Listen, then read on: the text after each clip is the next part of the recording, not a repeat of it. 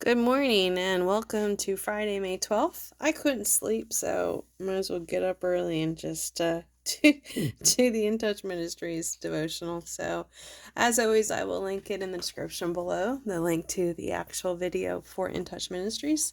So you're able to view that and hopefully learn some more knowledge from the other teachings that he has listed there. So, today is in the service for all, and we're going to refer to 1 Corinthians 12:18 to 26. And hey, guess what? We're already there.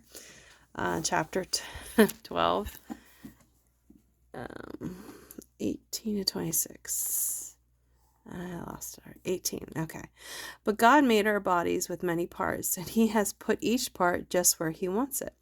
What a strange thing a body would be if it had only one part. Yes, there are many parts, but only one body. The eye can never say to the hand, I don't need you. The head can't say to the feet, I don't need you.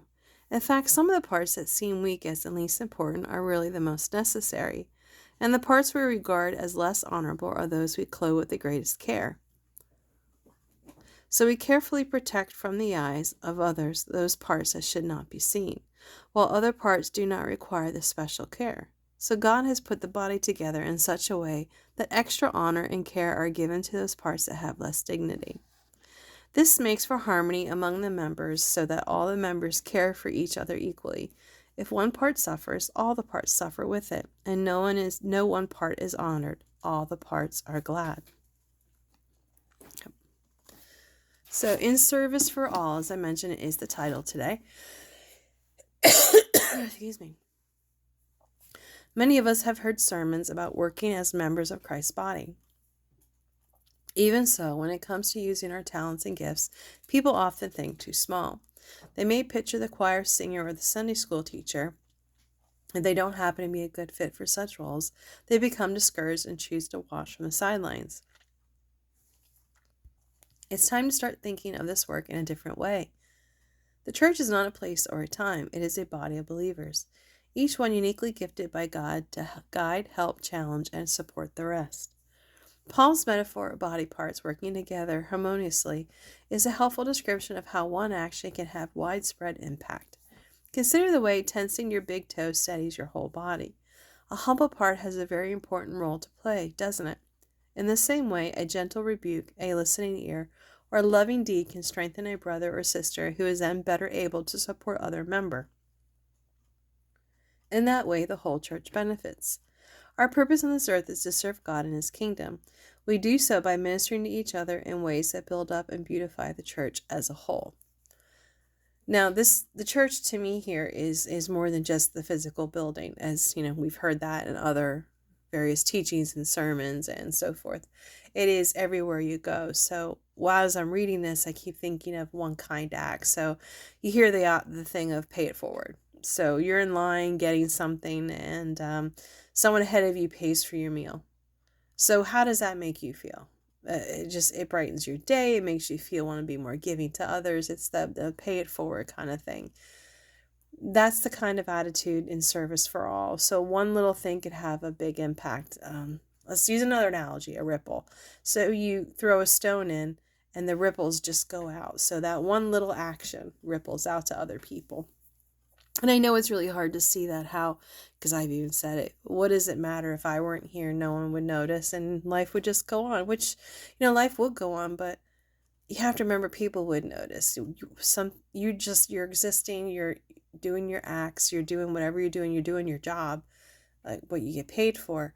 And that simple act can make a huge difference impacting the people. Your attitude.